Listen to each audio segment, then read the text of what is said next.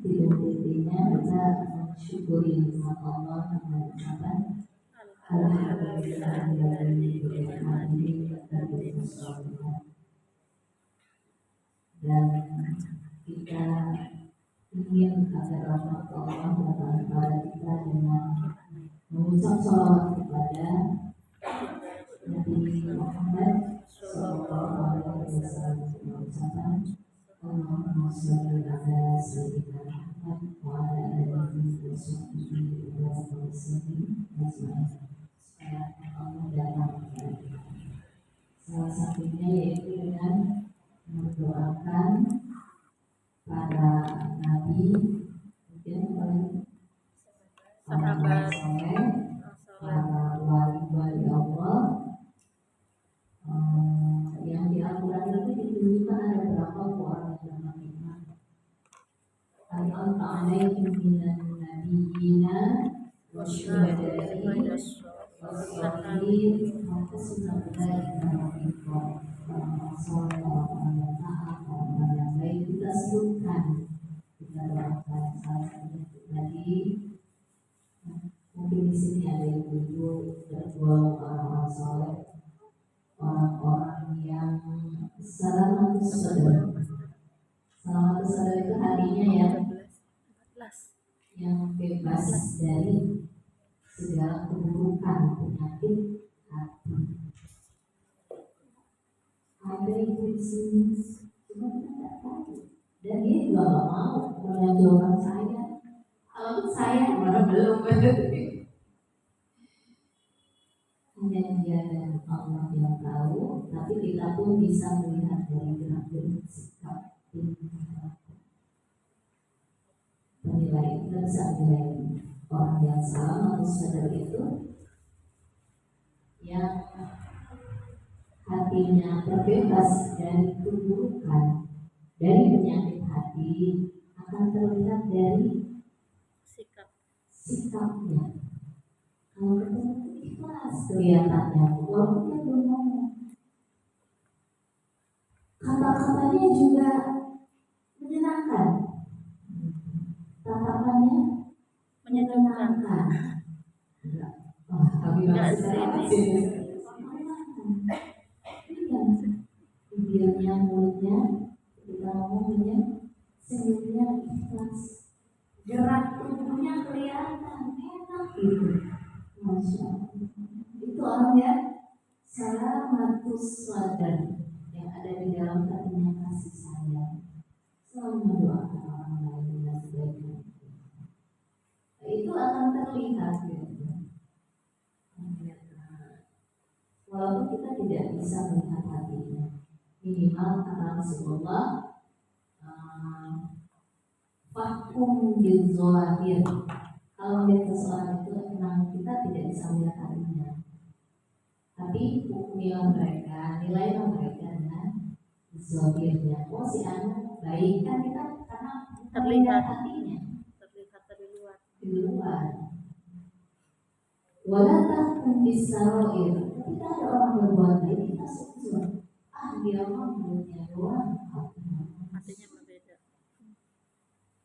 Kecuali sudah ketahuan kalau di depan kita baik dan sudah berkali-kali ketahuan di belakangnya kusuk, bolehlah mengatakan seperti itu. Tapi kalau belum kelihatan seperti itu, jangan suka bersuzon seperti tadi. Kalaupun kita melihat hal-hal yang buruk, dia tuh orangnya baik. Kok kenapa dia buruk? Jangan-jangan dia emang mulutnya doang sebetulnya. Itu buktinya. Tapi jangan langsung menjas orang seperti itu dulu sebelum itu terulang terus-terusan. Karena apa? Orang yang bertakwa pun kadang-kadang terjerumus dalam maksiat tadi. Dia mungkin lagi sakit gigi lah tadi itu ya, atau dia di rumah mungkin lagi ada selek dengan pasangannya. Enggak sih, dia mau jadi dulu ya. Orang yang sama terus dan orang-orang yang sama terus itu adalah orang-orang yang di antara bagian dari para wali-wali Allah. Para wali, orang yang hatinya jernih, yang jauh dari keburukan, itu menunjukkan dia adalah ciri dari wali-wali Allah. Dan termasuk golongan wali-wali Allah itulah orang-orang yang selalu dalam naungan dan pertolongan Allah.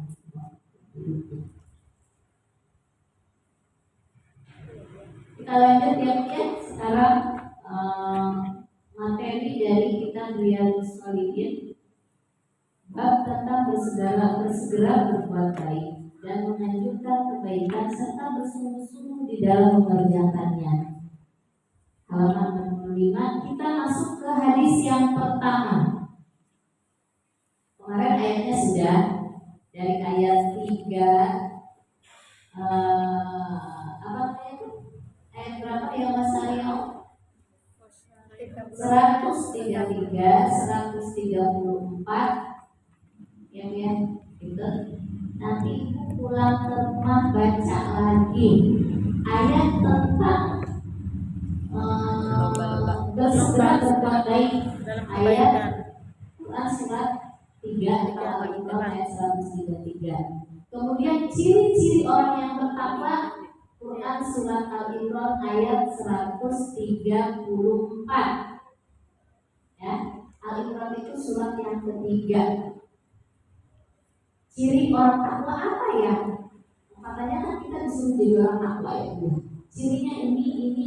Oh, saya berarti harus mencari itu supaya jadi orang takwa. Karena kalau orang takwa berarti dia membuat benteng dari segala yang membuat hidup kita itu susah. Kalau ingin bahagia hidup kita, maka kita harus jadi orang takwa. Bagaimana secara orang takwa itu? Lihat di ayat surat Al-Imran ayat 134. Kemudian, kenapa ya aku udah berusaha takwa, suamiku udah berusaha jadi orang baik, anak-anak, tapi berbuat dosa aja. Lihat di Quran surat 135. Oh, kata Allah, namanya manusia itu, walaupun dia bertakwa, tidak menutup kemungkinan orang itu akan terjerumus ke dalam maksiat.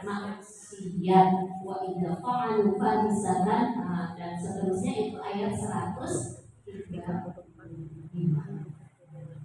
Oh, gitu. Tapi apa? Semaksiat-maksiatnya orang yang bertakwa lebih baik daripada orang kelihatan yang berbuat baik tapi dia nggak bertakwa. Si Anu itu tukang bohong, suka hianat, mulutnya nggak terjaga, ibadahnya ngasal-ngasal. Berbuat baik, dia ngajak kemana-kemana. Orang yang pemaksiat bukan takwa, kemudian dia berbuat baik, di dalamnya tidak ada keberkahan. Tapi orang yang bertakwa, semaksiat-maksiatnya orang bertakwa, di dalamnya ada keberkahan, ada kebaikan. Kenapa?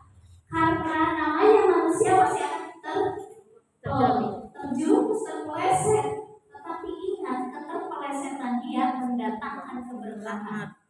Dari situ dia akan belajar. Ya Allah, dia bertaubat kepada Allah. Ada itu saya berbuat salah, saya tahu itu salah, nggak boleh diulang lagi. Kemudian dia ajarkan kepada dirinya. Pertama, ajarkan kepada diri kita.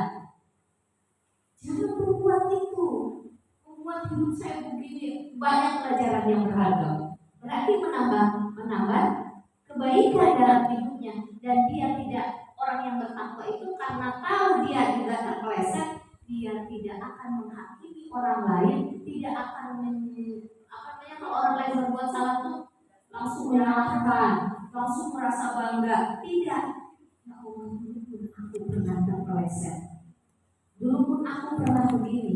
Jadi dia akan menjadi penyayang kepada orang yang berbuat maksiat. Tidak, kamu sih kurang aja, gimana sih jadi orang yang segala macam. Jadi anak yang nggak bisa, suami gitu ya. Jangan-jangan kamu tuh semuanya disalahin. Tapi karena dia pernah melakukan ini orang takwa ya dia. banyak pelajaran yang berharga dari keterpurukannya dia kemarin. Kemudian dia memperbaiki dirinya lebih baik lagi. Itu orang takwa. Makanya kenapa? Dalam keburukannya pun ada keberkahan. Masya Allah, itu orang takwa ya. Subhanallah. Tapi orang yang beragajul jauh dari Allah, dia berbuat baik ibu. Baik banget ya. Belum tentu ada keberkahan. Ketika dia berbuat baik, dia mau melas ke orang-orang yang berbuat buruk. Pasti kayak saya dong. Di dalamnya ada kebanggaan. Itu orang yang nggak bertakwa. Di dalamnya ada kebanggaan, nggak dihargai, nggak dihormati, malah jadi marah-marah, dosa. Cepat tersinggung. Kenapa? Karena jasanya banyak. Kamu nggak tahu diri ya, gitu. Ngomongnya yang enggak. Memunculkan egonya. Karena kebaikan tadi itu orang yang nggak bertakwa biasanya begitu.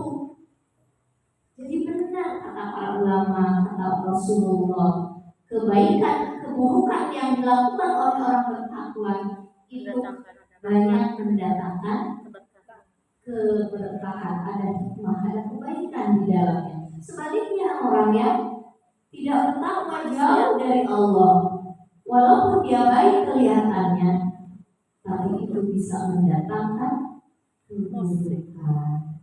Dia menjadi lebih ego, lebih sombong, gara-gara nyumbang ke masjid sekian ratus juta, bukannya makin tunduk kepada Allah. Kalau orang takwa makin tunduk, nggak pengen dia sombong ingin dinilai di hadapan Allah. Kalau orang nggak bertakwa enggak, pengen disanjung manusia, punya jasa kepada kita, kepada keluarga kita, bukannya maksa yang pinjam. Udah saya tolong, kamu kan udah gini, kamu tuh harus, kamu tuh harus, jadi jangan dulu bangga ketika melihat kebaikan orang yang bukan orang takwa, tapi jangan juga langsung menjustif orang takwa yang berbuat kesalahan. Jadi kalau ada teman yang tak meleset dikit, ya Allah, ampunilah kesalahannya. Baik itu aja. Tutuplah kekurangannya. Gimana Bu? Kalau lihat orang yang berbuat salah, ya Allah, maafkanlah segala kesalahannya. Tutuplah segala aibnya, kekurangannya. Ini orang sudah dapat nur apa Bu? Kalau di Al-Asmaul Husna, Wahab. bukan. Maaf. Nur Gofar. Nurul Gofar, pengampun. Jadi kalau ada anak kita berbuat salah, pasangan kita berbuat salah, sahabat-sahabat kita berbuat salah, atau saudara kita, ya Allah, ampunilah segala kekurangannya, tutupilah kesalahannya, kekurangannya. Kalau kesalahan diampuni, kalau kekurangan ditutupin. Doa juga harus ada trik-triknya Bu, jangan asal aja. Selama ini kan Allahumma inna nas'aluka salamatan fid din, kagak ngerti. Yang penting itu aja deh. Wa afiatan fil jasad, apa itu maksudnya? Wa ziyadatan fil ilmi, yang saya tahu ilmunya apa itu ziyadah. Wa taubatan qoblal maut. Maut aja gitu. Padahal Allah itu maha indah. Jadi ketika kita memaknai, mampu mengungkapkan sesuatu yang indah-indah, Allah itu Suka. Jadi ciri ya. Ini hidup tuh filosofi sekali tuh bagi saya ya. Jadi kalau orang-orang yang kata-katanya selalu indah, itu menunjukkan dia sudah mendapatkan nurul jamil. Ya Bu ya. Jadi kalau ada orang kan yang omongannya nyelekitin, nggak enak didengar kan segala macam lah pokoknya. Nggak betah dideketin. Ngomongnya aja kasar. Belum lagi nanti tahu nggak sih diungkit-ungkit kesalahan orang kan gak enak ya Bu ya di kupingnya. Yang enak itu selalu berhusnuzon. Ini orang baik banget kan, suka begitu kita. Itu kalau yang keluar selalu kata-kata yang enak, yang indah, yang selalu berhusnuzon dengan orang, itu namanya dia mendapatkan nurul Jamil. jamil, cahaya keindahan, kecantikan. Maka Jamilah. ibu sudah sholat duha kan tadi? Apa yang di dalam doa sholat duha? Minta rezeki keagungan. Wal jamalu Zaman. sesungguhnya keindahan adalah keindahanmu. Saya melihat ibu cantik-cantik pakai jilbab, terus masya Allah wajahnya berseri.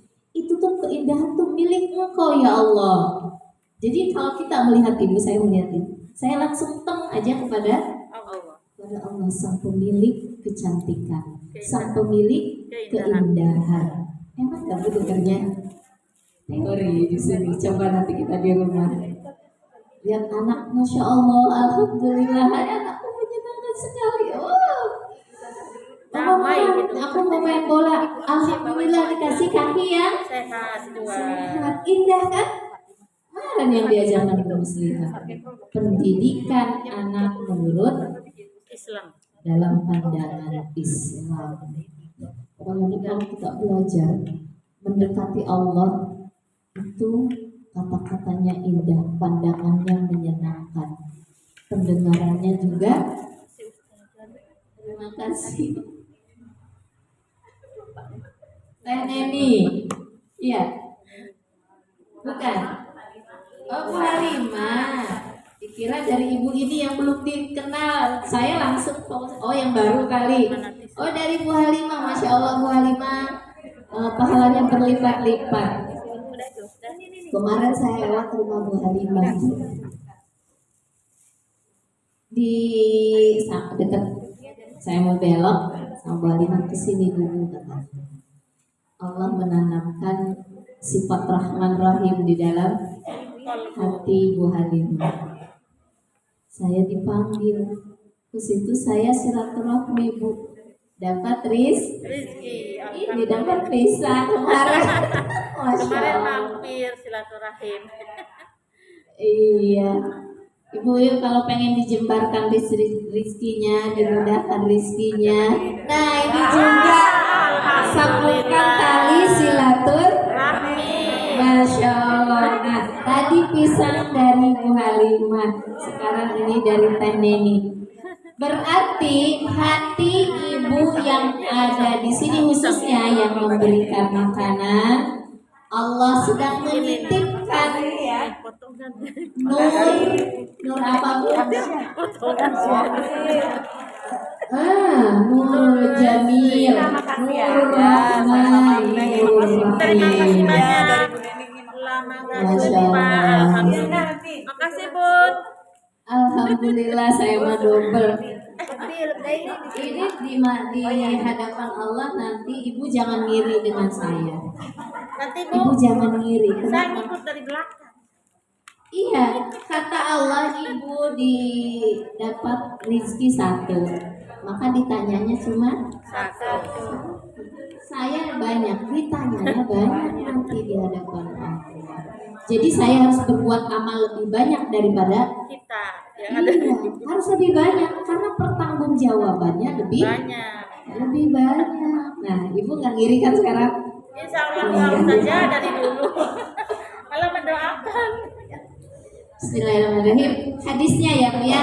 Sudah itu yang kemarin saya mereview aja supaya nggak lupa. An Abi Hurairah radhiyallahu anhu, dari Abi Hurairah radhiyallahu anhu. Abu Hurairah ini sahabat Rasulullah ya Bu ya. Dia sudah mendapatkan gelar radhiyallahu anhu. Biasanya yang sudah dapat gelar radhiyallahu anhu itu sesuai dengan Quran surat Al-Fajr ya Bu ya. Ya ayyatuhan nafsul mutmainnah irji'i ila rabbiki radiyatan mardiyah.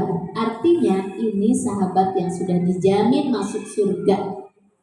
Salah satu sahabat yang sudah dijamin masuk surga oleh Rasulullah, oleh Allah gitu ya. Anna Rasulullah, sesungguhnya Rasulullah sallallahu alaihi wasallam qala telah bersabda, Badiru bil a'malis sholihah.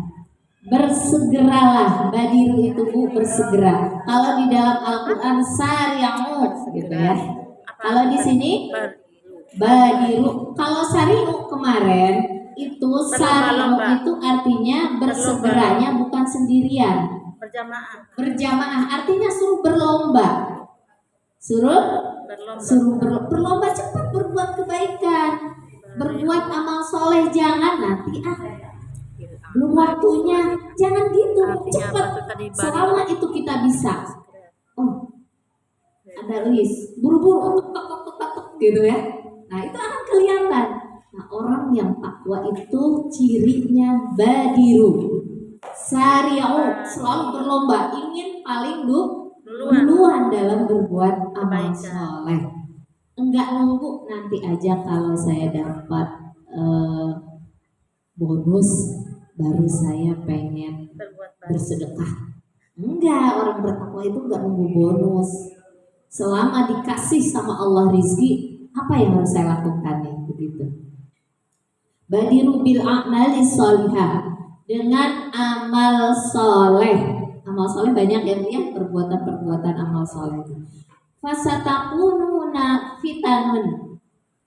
Nah, karena fasatakununa, karena akan terjadi fitanun, bencana Bu, kalau kita tidak bersegera gitu maksudnya. Kalau nanti aja, besok aja, tahun depan aja, bulan depan aja, kalau sudah kosong waktu, kalau udah enggak sibuk, begitu kata Rasulullah Bu.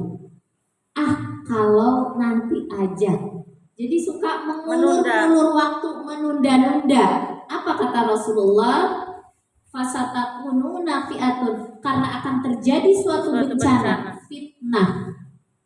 Fitnah itu disepertikan kata Rasulullah, kakil ta'il lailil muzlim, seperti potongan-potongan malam yang sangat gelap gulita. Yusbihur rajulu, paginya seorang laki-laki mukminan mukmin, wa yumsi kafiran, sorenya dia sudah kafir. Wa yumsi mukminan, dan sorenya seorang mukmin itu dalam kondisi beriman. Wa yusbihu kafiran, dan paginya dia kafir. Wa yabi'u dinahu, dan dia menjual agamanya bi'aradin minad dunya, dengan sedikit. Arad itu kan pendek ya. Aradun dunia. Dunia itu artinya sesuatu yang pendek. Dengan kehidupan dunia yang sementara. Rawahu Muslim. Nah, ini keterangannya sekarang ya Bu ya. Jadi di sini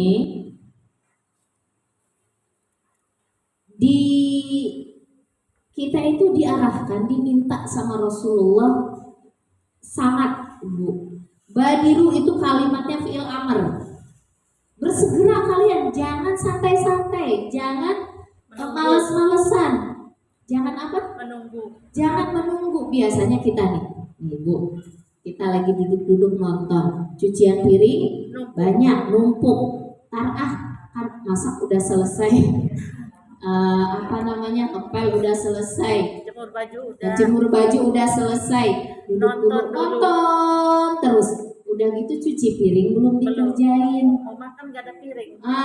Apa yang terjadi Bu? Ntar dulu, kan masih luang waktunya, padahal kita nggak capek banget, kecuali kita capek banget istirahat, nggak apa-apa. Ini nggak capek banget Bu, mata melotot di TV atau rebahan mulu. Nah itu biasa ya kerjaan kita ibu-ibu ya. Apa ya kata Rasulullah, ini di dalam perbuatan amal yang kecil yang biasa. Saya mah nyontoinnya ibu-ibu aja, saya ibu-ibu. Kata Rasulullah, badiru, cepatlah kalian beramal soleh. Cuci piring amal soleh bukan Bu? Iya. Amal soleh Bu itu ibadah Bu, jangan dianggap kecil. Ini piring kalau lagi ngambek, piring disalahin, dilempar-lempar. Cuci piring, ada gelas di bawah ditendang. Masya Allah. Astagfirullahaladzim ya Bu ya, itu dulu ibu-ibu saya juga. Makanya belinya yang plastik perawatan. Nggak apa-apa, kristal Bu. Iya. Karena hati kita juga sebening kristal lembut, penuh dengan kelembutan kasih sayang. Jangan plastik. Dulu. Tupperware bukan?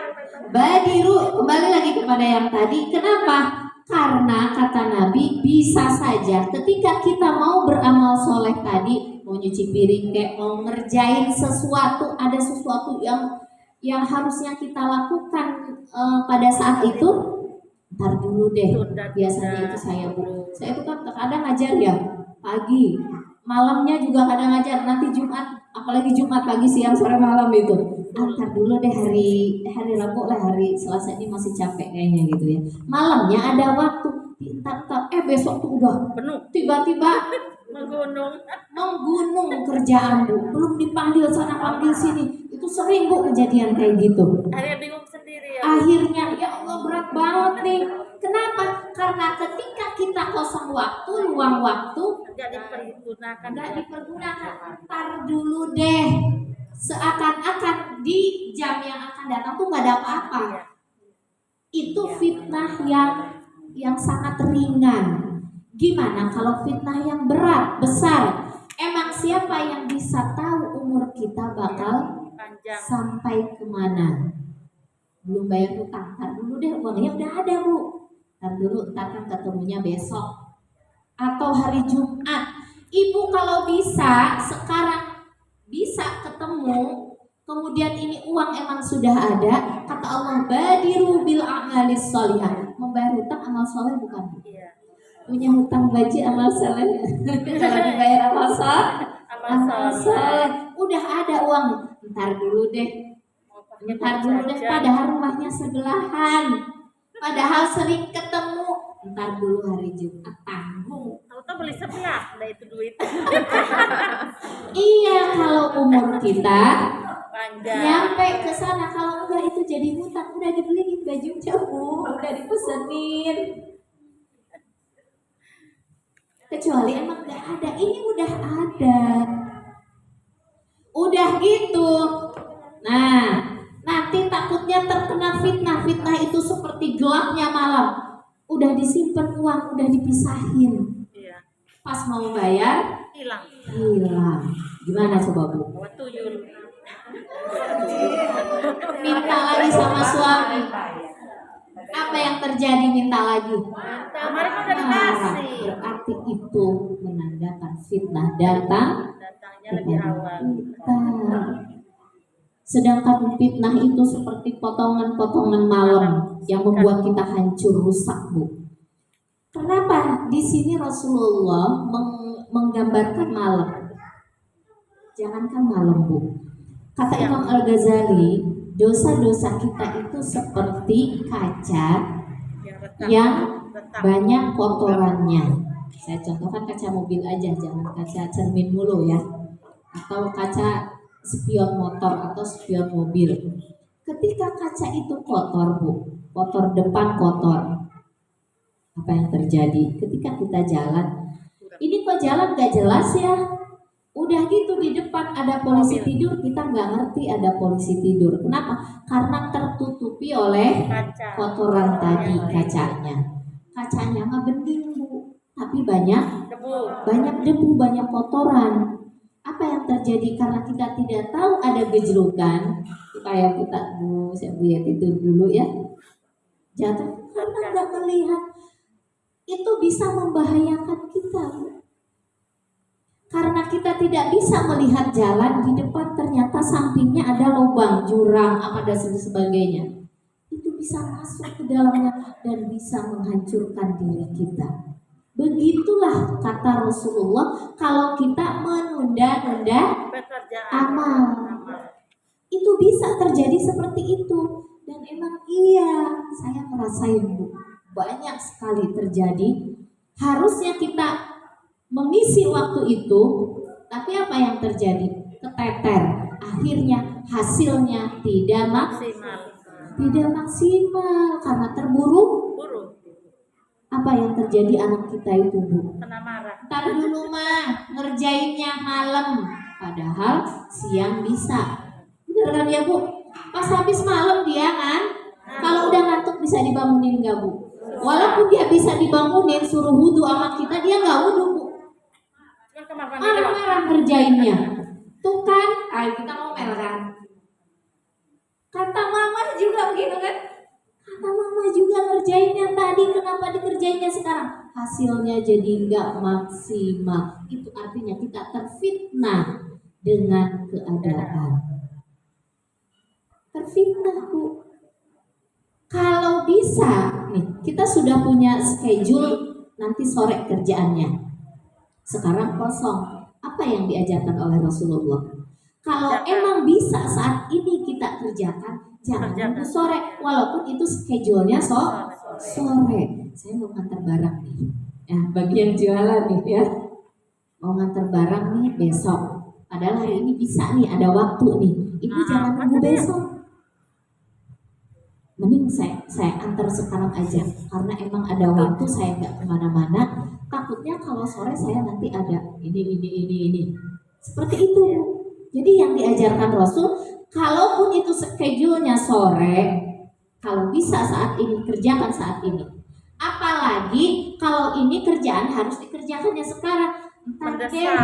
Kan masih ada senggang waktu, saya kan nggak kemana-mana tuh sore aja ngerjainnya. Apalagi itu ya, yang schedule-nya sore aja kata Rasulullah suruh ditarik lebih cepat. Bisa dipahami nggak?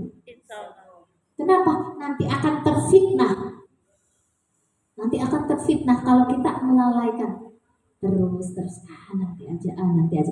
Apa kata Allah di dalam Quran surat Al-Insyirah ayat terakhir?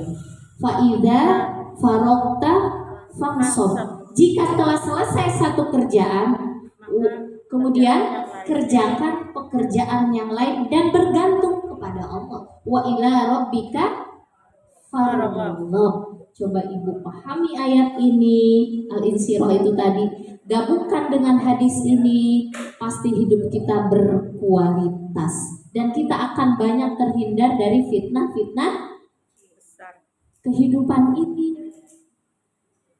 Maka apa yang diajarkan oleh Rasulullah kepada kita, Bu, tentang fitnah ini, supaya kita terhindar dari fitnah ini?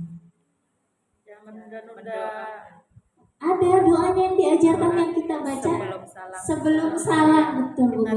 Sebelum salam, Allahumma inni a'udzubika min azabil fitnatil mahya wal mamat. Itu. Ya Allah, aku memohon kepadamu supaya terhindar, terjaga dari fitnah hidup dan mati. Fitnah hidup itu seperti ini, Bu. Melalaikan yang harusnya. Iya. Jadi kalau orang, semoga ya, karena kita dawam baca itu, semoga yang tadinya nanti kapan, walaupun agak molor sedikit, enggak terlalu kita terfitnah banget kalau kita mendawamkan biasa baca doa tadi. Allah membimbing, Allah mengajarkan kita gitu. Karena kita selalu memohon, setiap sholat mohon terus sama Allah. Ya Allah, hindarkan aku, jaga aku dari fitnah hidup dan fitnah mati. Nanti akan saya jelaskan apa itu fitnah, terbagi berapa itu. Kemudian kenapa kita harus buru-buru beramal soleh? Buru-buru ya Bu ya, beramal soleh itu. Karena amal soleh itu akan menjadi benteng diri kita dari datang dari fitnah dunia tadi. Contoh ya Bu ya. Buru-buru kita beramal soleh. Contohnya, saya ini ada waktu buat baca Quran. Jangan nunggu nanti, sekarang aja. Saya ini udah jam 12:30 nih. Walaupun nanti sholat bisa jam 1, bisa setengah 2, bisa jam 2 dan seterusnya, ada awal waktu, tengah waktu, akhir waktu, kita buru-buru nih sholat ya Bu ya. Nah, buru-buru nih sholat. Apa kata para ulama? Justru karena kita menyegerakan perbuatan baik, ibadah kepada Allah disegerakan, diburu-burukan gitu Bu, entarlah nggak begitu, maka itu akan menjadi benteng dari terkenanya fitnah. Nah, tiba-tiba masalah datang. Fitnah itu kan berupa ujian ya Bu, fitnah itu ujian atau bencana atau musibah gitu. Tapi karena kita sudah bersegera berbuat baik, maka ketika fitnah itu datang, itu akan menjaga kita akan terbentengi dari keburukan fitnah tadi. Nih, udah sholat nih, udah zikir, udah sholat, udah mau kena dilepas, tiba-tiba ada berita sesuatu yang tidak menyenangkan. Tetap masalah itu datang kepada kita, tetapi masalah tadi itu akan menjadi ringan gara-gara kita sudah sholat tadi, sudah zikir, sudah belajar, sudah berbuat baik gitu. Jadi apa? Ternyata bersegera dalam beramal soleh itu menjadi benteng ketika fitnah itu datang. Jadi fitnah itu tidak akan menjerumuskan kita walaupun dia datang. Walaupun dia datang. Saya contohkan lagi. Ketika ibu belajar sabar di sini, belajar ridho, belajar ikhlas, kemudian setelah mengetahui ilmunya, tiba-tiba anak bikin masalah. Nah, apa yang terjadi? Fitnah kan itu? Fitnah. Kita tidak langsung down, kita tidak langsung terjerumus, kita tidak seperti orang yang tidak mengerti tentang kehidupan gelap gitu. Aduh gimana? Terus cekcoklah sama suami. Berbuat yang tidak-tidaklah sama anak kita, kemudian kita menyalahkan teman-teman, pokoknya banyak fitnah yang akan merusak diri kita kalau seandainya kita tidak sebelumnya tidak dibentengi dengan amal soleh, punya pengetahuan. Karena kita sudah belajar itu amal soleh kan Bu? Ketika masalah itu, fitnah itu datang, akhirnya kita bisa menghadapi masalah itu dengan tenang, dengan penuh keyakinan kepada Allah, lapang dada, masalahnya tidak terlalu serius, tidak terlalu jatuh diri kita. Kenapa? Karena kita sudah punya bentengnya. Jadi amal soleh itu adalah benteng.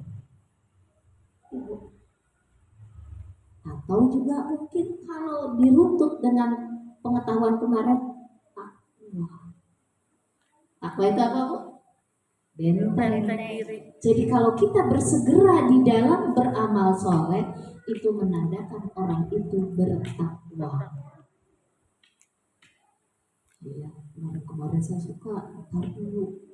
Mau sedekah juga, entar dulu. Mau ngaji juga, masih sibuk, entar dulu. Apa juga, entar dulu. Nah, itu menandakan kalau belum syari'u, belum sempurna ketakwaan orang itu, dan dia belum bisa membuat benteng ketika fitnah itu datang. Fitnah terbagi dua ya Bu ya. Satu, fitnah hidup, fitnah subhat. Gak sembarangan Bu, ini para ulama yang bikin. Fitnah subhat ini menurut Syekh Muhammad Al-Utsaimin, artinya apa? Fitnah itu terbagi dua, satu fitnah subhat. Fitnah subhat itu fitnah seseorang bodoh terhadap ilmu, kerancuan dari memahami atau pola pikir, cara berpikir. Itu fitnah Bu. Jadi kalau orang bodoh, gak ngerti hidup, gak mau ngaji, gak mau belajar, gak mau belajar. Orang yang gak mau belajar gampang sekali terkena fitnah. Orang bodoh gampang sekali terkena fitnah. Dia baca berita, namanya orang bodoh ya Bu ya. Dia baca berita di TV gitu ya. Katanya ada virus naik lagi. Apa yang dia lakukan? Gak mau keluar saat itu. Udah gitu dia numpuk makanan sebanyak-banyaknya, belanja ke atas, belanja kemana-mana ditumpuk. Tetangganya nanya, tetangganya ahli ngaji, tetangganya punya pengetahuan, suka baca, suka ikut kajian, suka ikut diskusi dan sebagainya. Kenapa kamu kok jadi tiba-tiba gak mau keluar? numpuk makanan. Udah gitu orang masuk ke rumah gak boleh, makanan ditumpuk-tumpuk banyak. Katanya mau ada virus baru lagi yang lebih berbahaya dan bla bla bla bla bla. Karena apa? Karena cara memahami dia salah. Akhirnya kalau pemahamannya salah, sikapnya juga Salah. salah. Itulah orang bodoh.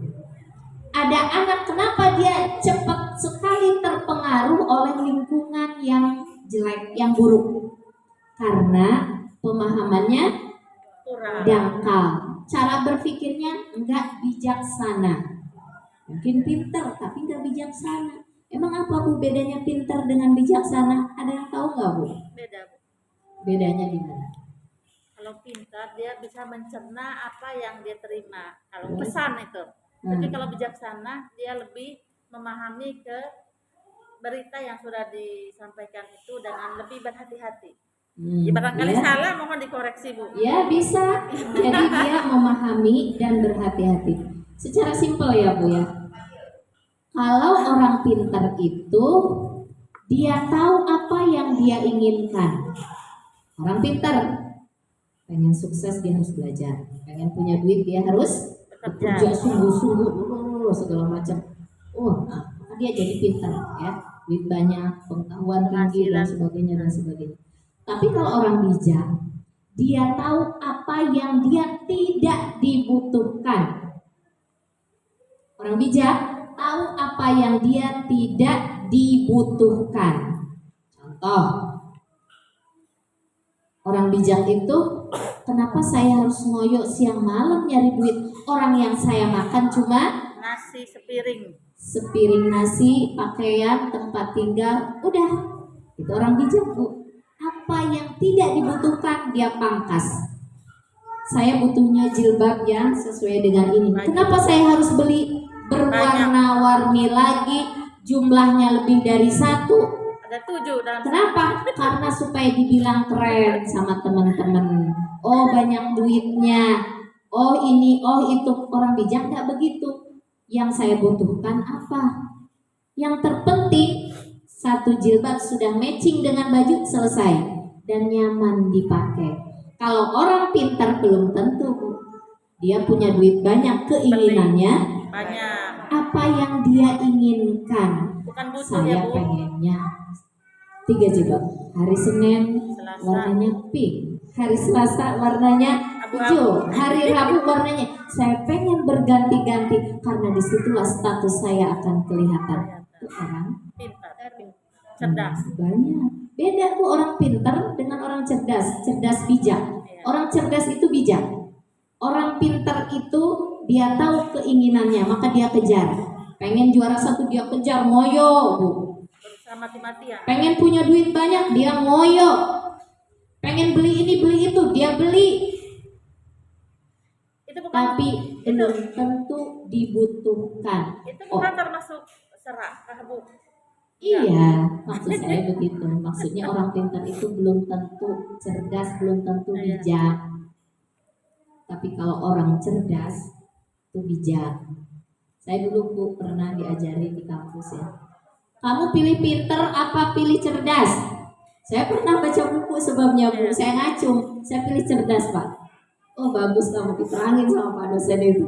Masya Allah. Dalam hati saya ingin menjadi orang yang cerdas. Orang cerdas itu pasti bijak ya Bu. Iya cerdas itu bijak ininya.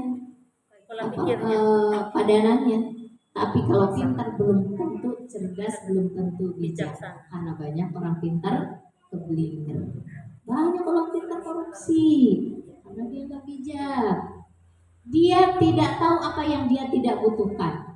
Ya bukan haknya mah diambil. Diambil padahal itu bukan yang dia butuhkan. Dia sudah cukup. Tapi dia pintar. Kenapa? Sikat sini, sikat sono, bisa caranya. Nah, itu ya Bu ya. Pengennya apa? Pertama, anak kita ciptakan menjadi anak yang cerdas, yang bijak. Itu iman dan takwa landasannya. Baru pintar. Jadi Ibu jangan terlalu ngoyo. Kamu tuh harus belajar habis-habisan. Kamu tuh harus jadi orang yang pintar luar biasa. Enggak bijak begitu orang tua. Kamu tuh harus berakhlak. Kamu tuh harus bijak. Kamu tuh harus cerdas. Itu dulu yang pertama Bu. Baru pintar. Menyusul. Rasulullah diturunkan ke alam dunia ini dengan apa Bu? Rahmatan lil alamin. Dengan dengan akhlak, dengan sikap, tingkah laku, bukan dengan kepintarannya dulu. Makanya dia umi, tapi dia bijak, cerdas, dan pintar juga akhirnya. Benar nggak Bu? Iya. Nah begitu. Nih meluruskan aja kalau kita mendidik anaknya. Ya Allah jadikan anak hamba hatinya itu. Kalau saya sih Bijaksana. mintanya hati yang bertakwa, yang hidup di dalam Jalan agama Allah. Engkau. Jadi ya Allah jadikan anak hamba ini jadi anak yang pintar ya Allah, yang kaya ya Allah. Itu mah ntar dulu lah Bu. Gak diminta insya Allah juga dapat ya Bu. Iya. Ya, lanjut ya gitu ya. Jadi kalau hindari fitnah subhat, bodoh. Nah, sebaliknya berarti kalau orang yang pintar ketika ibu udah belajar, itu tadinya fitnah itu mau datang karena kita sudah punya benteng, itu fitnah tidak akan merusak diri kita. Gitu aja ya. Karena kita sudah punya pengetahuannya. Yang kedua fitnah tadi subhat ya Bu ya. Iya. Yang kedua fitnah syahwat. Fitnah syahwat itu pengen contohnya yang enak-enak lah. Makan enak, jalan-jalan. Makanya banyak orang yang terfitnah dengan seksual. Nah, syahwat itu kan lebih ke arah sesuatu yang enak-enak, seksualitas ya. Kenapa orang mau melakukan itu? Karena dia berpikirnya enaknya, padahal enaknya itu akan hilang. Yang ada adalah masalahnya datang menyusul. Azabnya akan terus-terusan berlangsung. Di dunia akan dibalas oleh Allah, di akhirat apalagi. Tapi kalau taat, capeknya juga akan hilang.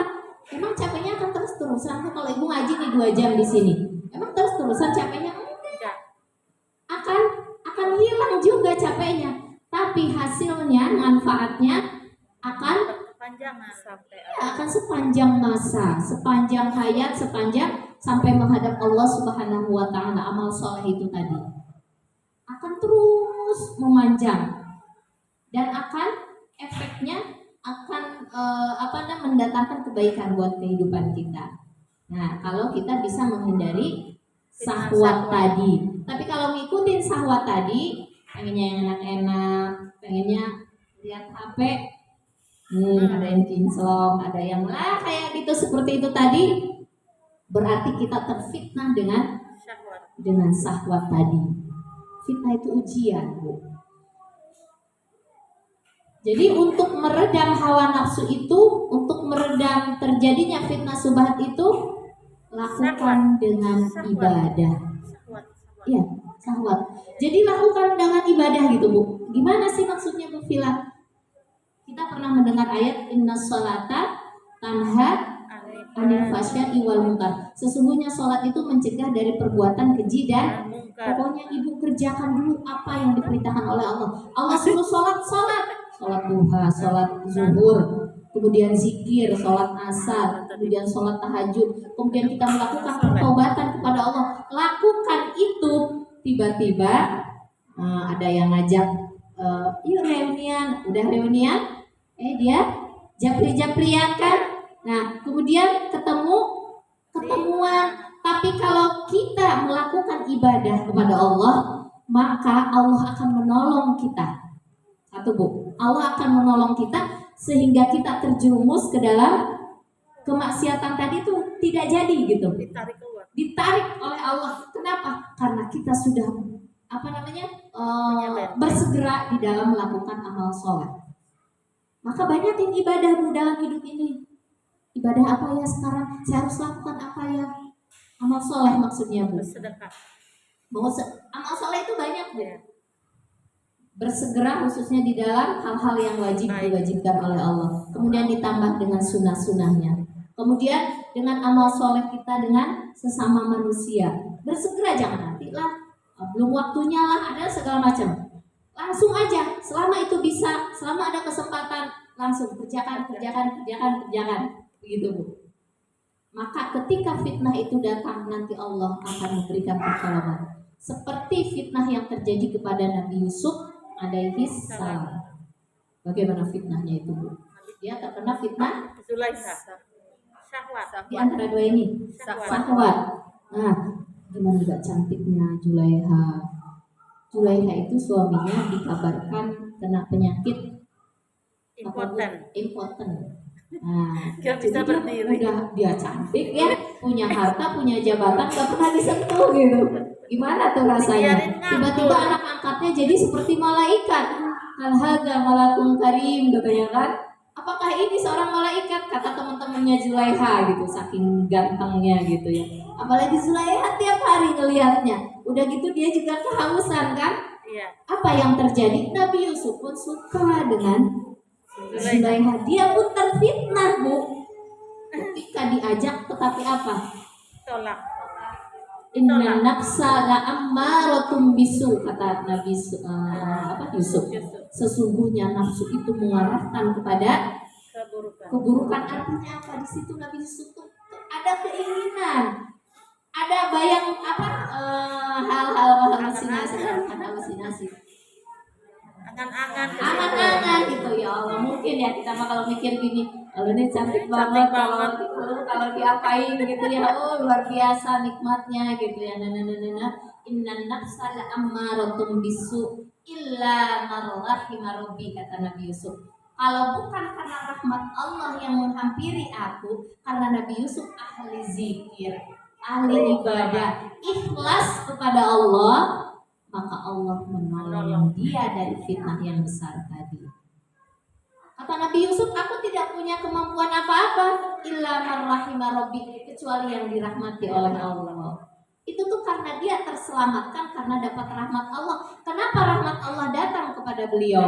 Karena dia beribadah kepada Allah sebelum fitnah itu datang. Bersegera dia beribadah, malamnya dia sujud, ingat Allah, berbuat apapun ikhlas karena Allah, maka pertolongan Allah itu datang. Jadi kata Rasulullah, kita itu harus menjauh dari fitnah, Bu, kalau bisa. Tapi kalau terfitnah, kita sebelumnya lakukan amal ibadah, amal soleh nanti akan ditolong oleh Allah. Maka Rasulullah dalam hadisnya, kalau nggak salah dari Imam At-Tirmizi atau Muslim gitu ya, Bu ya. Nanti dilihat, Ibu lihat di Google ada. Kalau Ibu buka-buka Muslim Sunan Abu Daud At-Tirmizi kan repot ya. Sekarang zamannya mudah, lihat di Google hadis tentang as-sa'idu laman jambalil fitnah.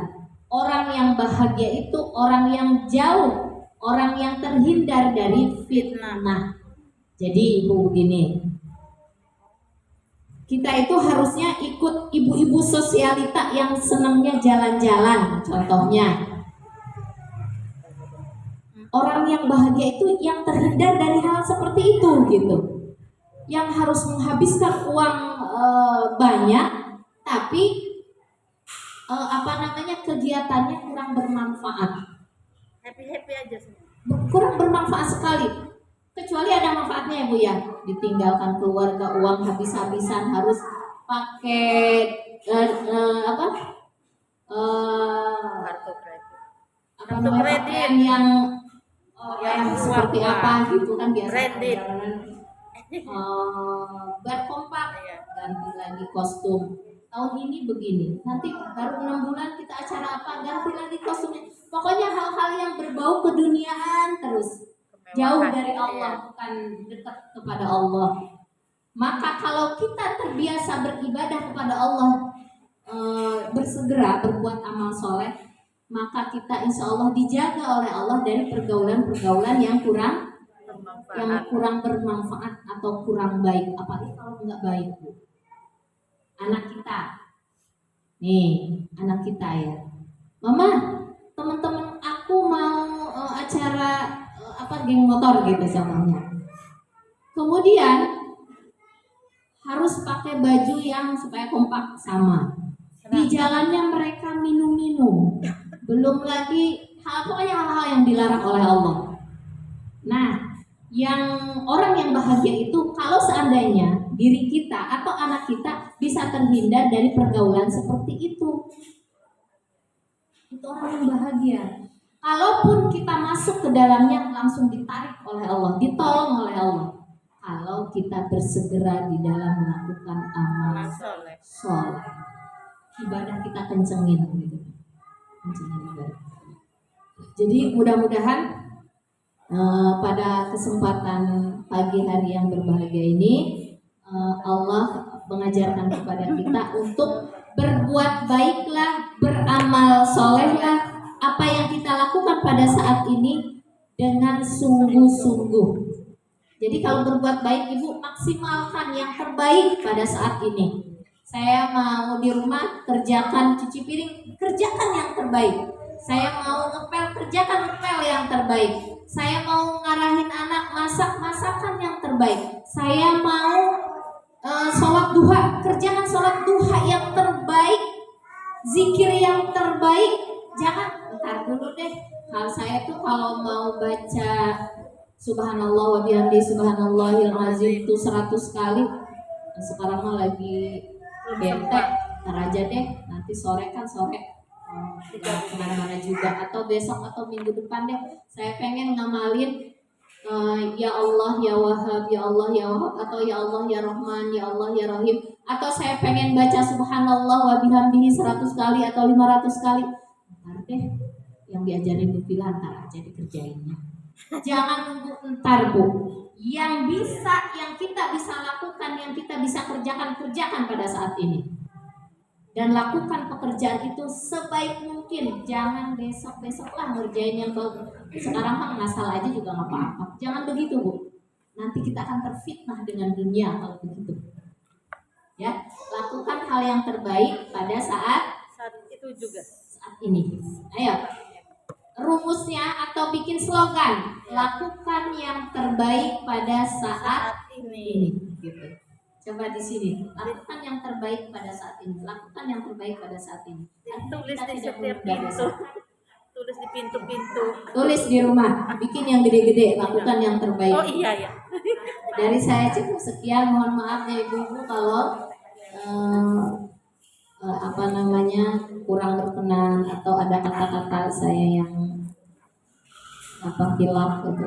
Mohon dimaafkan dan saya juga mohon ampun kepada Allah.